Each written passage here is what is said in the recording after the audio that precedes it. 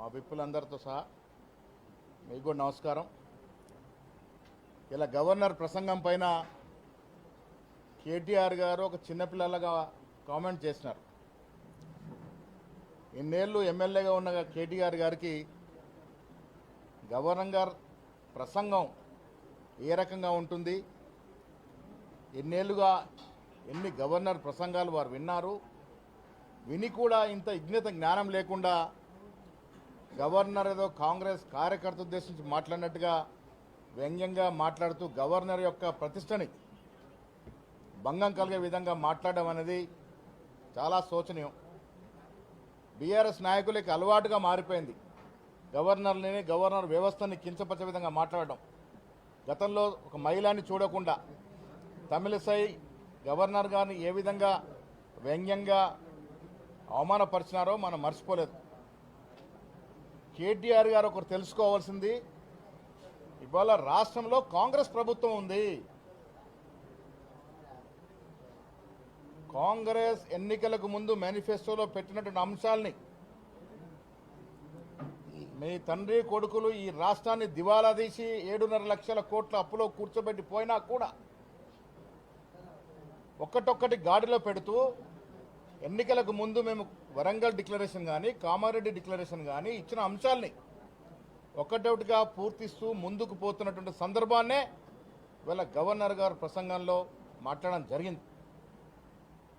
మీకు తెలియదా, గవర్నర్ ప్రసంగం క్యాబినెట్ ఆమోదం పొందిన తర్వాత వారు మాట్లాడతారనే మాట తెలియకుండా మీరు అవివేకంగా మాట్లాడుతూ ఉన్నారా? గవర్నర్ మాట్లాడిన అంశాలన్నీ కూడా ఇవాళ ఈ రాష్ట్రంలో ఉన్నట్టు కాంగ్రెస్ పార్టీ, కాంగ్రెస్ ముఖ్యమంత్రి, కాంగ్రెస్ మంత్రివర్గం చేస్తున్నటువంటి పలు ప్రజా సంక్షేమ అభివృద్ధి కార్యక్రమాల మీద గవర్నర్ గారు మాట్లాడడం జరిగింది. మీరు 10 ఏళ్ళు ఏమి చేయలేకపోయినారు, సంవత్సర కాలంలో చేస్తూ ఉంటే ఓర్చుకోలేనటువంటి పరిస్థితి మీది. ఇలా ఉద్యోగాలు మీరు 10 ఏళ్లలో 50,000 ఉద్యోగాలు ఇవ్వలేకపోయినారు. మేము 9 మాసాల్లో 56,000 ఉద్యోగాలు ఇచ్చిన మాట ఇలా గవర్నర్ గారు ప్రసంగంలో చెప్పడం జరిగింది. మీరు 10 ఏళ్లలో రుణమాఫీ 26-27 వేల కోట్లు ఇస్తే మేము 11 మాసాల్లో 22,000 కోట్ల రూపాయలు రుణమాఫీ చేయడం జరిగింది. ఆ వాస్తవాల్ని గవర్నర్ గారు చెప్పడం జరిగింది. మీరు వాస్తవాలు మీకు పట్టవు. గవర్నర్ మాట్లాడేటప్పుడు ఏ రకంగా ఒక క్రమశిక్షణ ఉండాలో మీకు పట్టవు.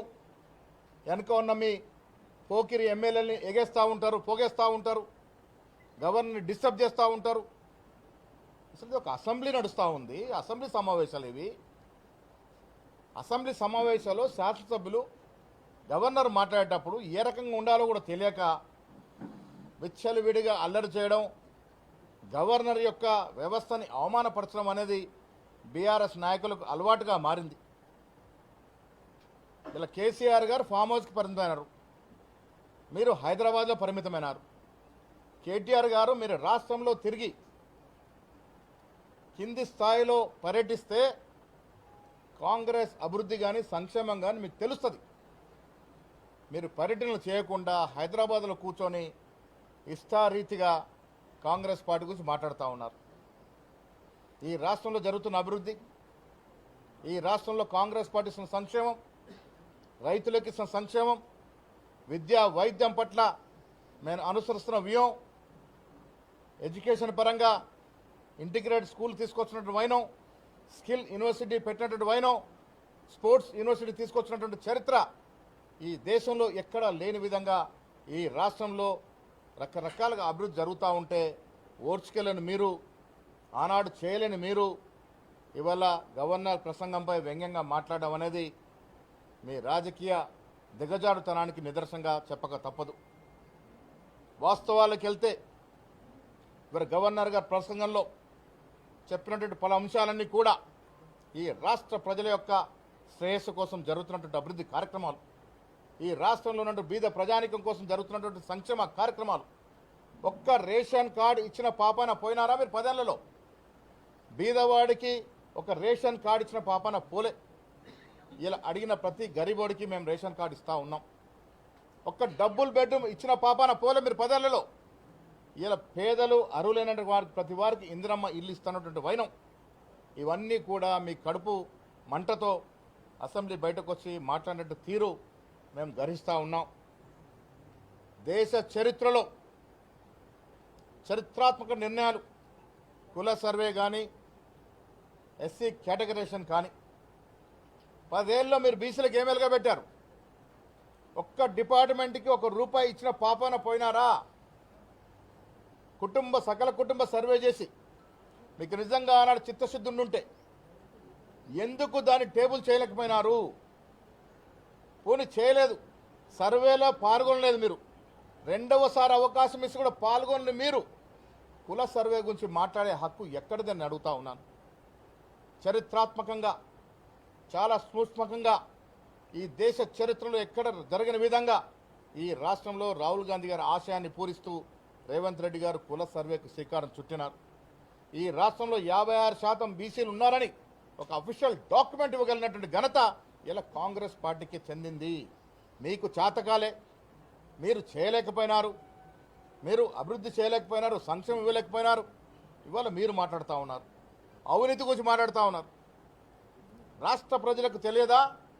కాళేశ్వరం కానీ మేడిగడ్డ కానీ మీకు లక్షల కోట్లు దోసిపెట్టిదన్న విషయం ప్రజలకి తెలుసు. ఈనాడు మీరు అంటగాగుతున్న బీజేపీ నాయకులు నడ్డా గారు ఆనాడు రాష్ట్రానికి వచ్చి కాళేశ్వరం ప్రాజెక్టు కేసీఆర్ కుటుంబానికి ఒక ఏటీఎం లాగా మారిందని అన్న మాటలు మీరు మర్చిపోయినారా? ఇలా లోపాయకర ఒప్పందంలోకి వచ్చినారు. పార్లమెంట్ ఎన్నికల్లో కలిసి పోటీ చేసినారు. మొన్న జరిగిన ఎమ్మెల్సీ ఎన్నికల్లో కలిసి పోటీ చేసినారు. లోపాయకారు చీకటి సంసారం చేస్తూ ఉన్నారు. మీరు ఇవాళ మీరు అవినీతి గురించి మాట్లాడితే దయ్యాలు వేదాలు వలిచినట్టుగా ఉంటుంది. ఈ రాష్ట్ర సంపదని కేసీఆర్ కుటుంబం ఏ రకంగా కుల్లగొట్టిందో ప్రజలు తెలుసుకునే మీకు ఇంటికి పంపినారు. మీ కర్రీ వాత పెట్టినా కేటీఆర్ గారికి మాత్రం ఎక్కడ అహంకారం తగ్గినట్టు కనబట్లే.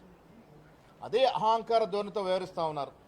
అహంకారం నిండింది కాబట్టే గవర్నర్ని విమర్శిస్తూ ఉన్నారు, గవర్నర్ వ్యవస్థను కించపరుస్తూ ఉన్నారు. అహంకారం నిండుగా ఉంది కాబట్టే స్థాయిల గురించి మాట్లాడుతూ ఉన్నారు. స్థాయి అనేది ప్రజలు ఎన్నుకొని ఇచ్చినటువంటి అంశం.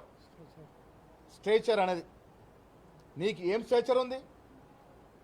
ఏం స్థాయి ఉంది నీకు? ఈ రాష్ట్రాన్ని మందులో దిగబెట్టినటువంటి ఘనత మీ 10 ఏళ్ల పాలన. మత్తు పదార్థాలకి లోను చేసినటువంటి ఘనత, యువతని ఆ తప్పుదోర పట్టించిన ఘనత నీ ప్రభుత్వానికి. ఇలా దుబాయ్లో చనిపోయినటువంటి వ్యక్తి నీకు సన్నిహితుడు కాడా? మీ బావమరిదికి పార్ట్నర్ కాడా? ఎందుకు చనిపోయినారు? ఏ రకంగా చనిపోయినారు? ఇలా ప్రజలు తెలుసుకోవాల్సిన అవసరం ఉన్నది. ఈ రాష్ట్ర యువతని తప్పుదో పట్టడమే కాకుండా మత్తు పదార్థాలు అలవాటు విధంగా ఉసుగొలిపినటువంటి మీరు ఈ రాష్ట్రం బాగు గురించి మాట్లాడితే ప్రజలు జీర్ణించుకోలేరు. కేటీఆర్ గారు, మీకు ఈ సందర్భంగా మీ ద్వారా నేను వారికి హితో పలుకుతా ఉన్నాను. ఈ రాష్ట్రంలో మీకు కానీ మీ భవిష్యత్తు కానీ నూకలు చెల్లిపోయినాయి. మీరు స్ట్రెచర్ల గురించి మాట్లాడుతూ ఉన్నారు. మీ పరిస్థితి వల్ల స్ట్రెచర్ మీద ఉంది. అది గుర్తుపెట్టుకోవాల్సిన అవసరం ఉన్నది. ప్రజలు మీకు ఇచ్చినటువంటి స్ట్రెచర్ ఏంటంటే మిమ్మల్ని స్ట్రెచర్ మీద పడుకోబెట్టినారు. ఇంక ఏం మాట్లాడినా ప్రజలు వినే పరిస్థితి లేరు. ఈ రాష్ట్రంలో ప్రజలతో ఎన్నుకోబడినటువంటి కాంగ్రెస్ ప్రభుత్వము ఎన్నికలకు ముందు ఇచ్చిన హామీలు మీరు 7.5 లక్షల కోట్లు మాకు అప్పిచ్చిపోయినా దాన్ని గాడిలో పెడుతూ ఒక్కొక్కటిగా అన్ని అంశాలని పూరిస్తున్న సందర్భంలో ప్రజలు అర్థం చేసుకోవాల్సిన అవసరం ఉన్నది. కేటీఆర్ గారు అసెంబ్లీ లోపట కానీ బయట కానీ వ్యవహరిస్తున్న తీరు, అహంకార ధోరణి ప్రజలు ఇముడ్చుకోలేకపోతా ఉన్నారు. ఇంకా అహంకారం తగ్గలేదనే మాట కూడా ప్రజలు అర్థం చేసుకోవాలి. ఇలా చాలా రోజుల తర్వాత కేసీఆర్ గారు అసెంబ్లీకి వచ్చారు, స్వాగతిస్తూ ఉన్నాం. మేము కానీ రేవంత్ రెడ్డి గారిని కాంగ్రెస్ నాయకులు కానీ కోరుకునేది ఈ దేశంలో ఈ రాష్ట్రంలో సమర్థవంతమైనటువంటి ప్రతిపక్షం ఉండాలని. ప్రతిపక్షం ఉండాలి ప్రజాస్వామ్యంలో కోరుకునే వ్యక్తులం మేము. ప్రతిపక్ష హోదా ఇస్తే మీరు ఫామ్ హౌస్కి పరిమితమైనారు కాబట్టి సంతోషం ఇవ్వాలని వచ్చినారు. ఇక ముందు కూడా రండి, మీ అనుభవాన్ని పంచుకోండి. మీరు 10 ఏళ్ళు ముఖ్యమంత్రిగా చేసినారు కదా, మీ అనుభవాన్ని పంచుకోవాల్సిందిగా మేము కేసీఆర్ గారికి విజ్ఞప్తి కూడా చేస్తూ ఉన్నాం. వచ్చే రోజుల్లో బీఆర్ఎస్ నాయకులు అర్థం చేసుకోవాల్సింది, అసెంబ్లీ లోపల గోల చేసి గాయ చేసి మొగన్ని కొట్టి మొరకెత్తినట్టు నటిస్తే తెలంగాణ ప్రజలు విఘ్నులు. మీ మాటలకు లొంగే ప్రసక్తే లేదు. ఈ దేశ చరిత్రలో అత్యంత తక్కువ సమయంలో అత్యంత ప్రజాధనాన్ని దోపిడీ చేసిన కుటుంబంగా కేసీఆర్ కుటుంబం నామోదయ్యింది. ఇది ఎవ్వరూ కాదనలేరు. దేశ చరిత్రలో అత్యంత హీనంగా ప్రభుత్వ సొమ్మును కొల్లగొట్టిన మీ కుటుంబం ఇంకా రాజకీయంగా ఈ తెలంగాణ ప్రజలు ఆదరిస్తారనుకుంటే అది అవివేకం తప్ప భవిష్యత్తు లేదన్న మాట కూడా ఈ సందర్భంగా మనం చేస్తా ఉన్నాం.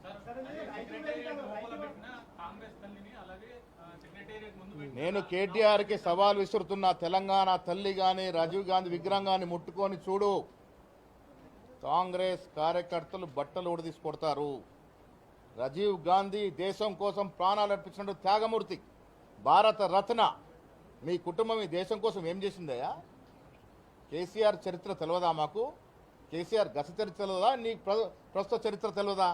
తెలంగాణ తల్లి, తెలంగాణ ప్రజలు ఆరాధించుకున్న తల్లిగా దైవం.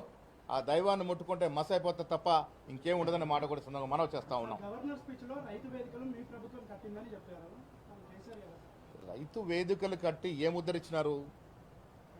రైతులు నడ్డి విరిచిన మీరు రైతు వేదికలు కట్టి ఏం సాధించినారు?